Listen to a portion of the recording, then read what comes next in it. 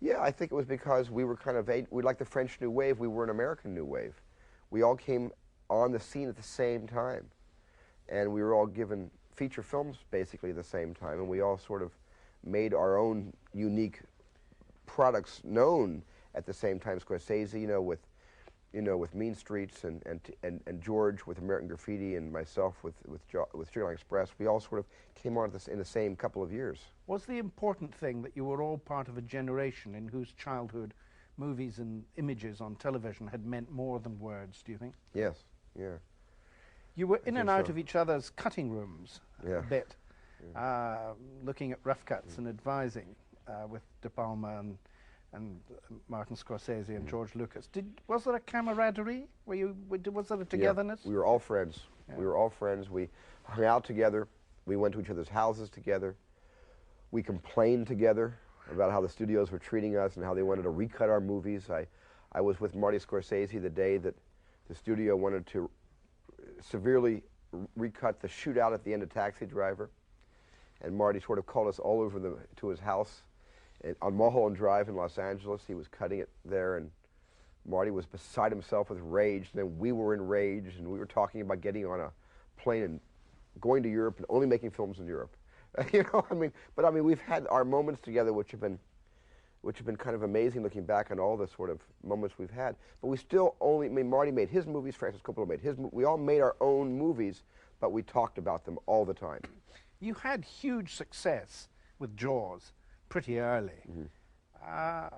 Did you ever have a point where you thought you might be a failure as a film director? No, I didn't, really. I didn't think so. I mean, I've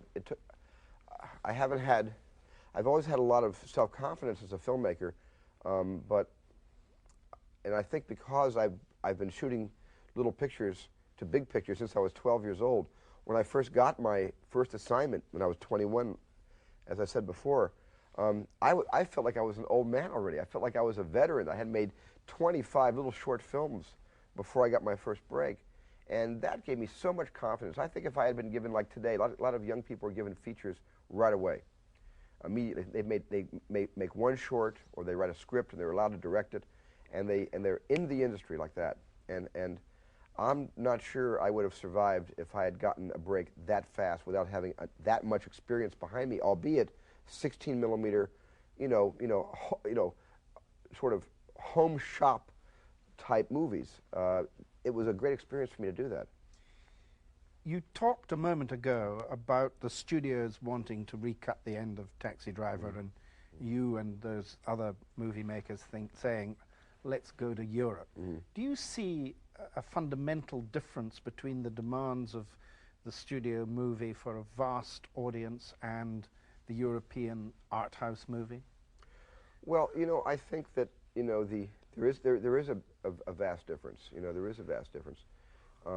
The American films are, by and large, with many exceptions, but by and large, they are not personal movies.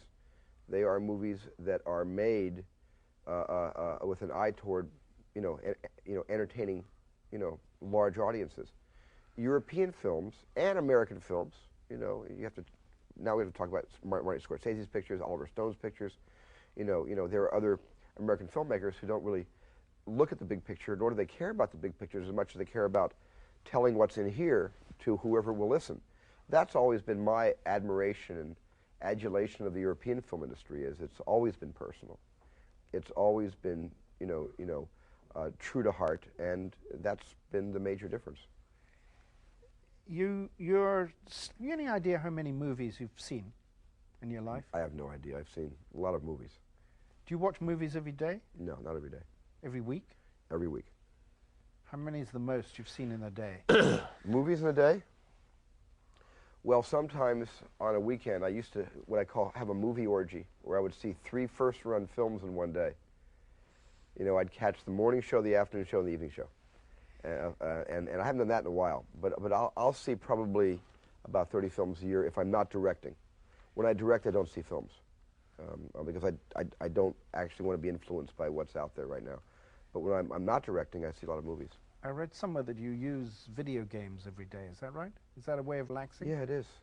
Every day? It's not really the old-fashioned video games, the stand-up play like this. It's the games on my small home computer that I'll, you know, stick the program in or hit a key and play, and it's a way of relaxing, yeah. You talked a moment ago about the ability to make a movie that says something that's burning you up inside. Mm-hmm. You now have the power to make any movie you want to make, do you not? Yes. What's the next? What's burning you up inside? What's the next thing you? Well, Schindler's List is what was burning me up inside. It's really the first time I've ever burned for a subject. You know, I've had other reasons for making movies, but this is the first time I've really thought that I could put to good use the privileges that have been afforded me over the years, making movies that have allowed me to make, let's say, the telephone book. And I sort of chose the Holocaust as the telephone book, in a sense, and it was something that have been wanting to do for a long time, and this story in particular. And it felt great to be able to use all that, not to entertain per se, but to get it on the public record. And that was a great feeling. I felt so liberated in making Schindler's List, and I'll tell you why.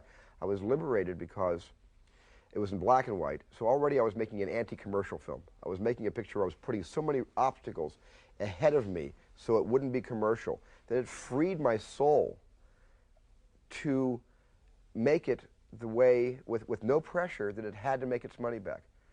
And I realized what kind of pressure that puts on filmmakers, especially when you're given big budgets.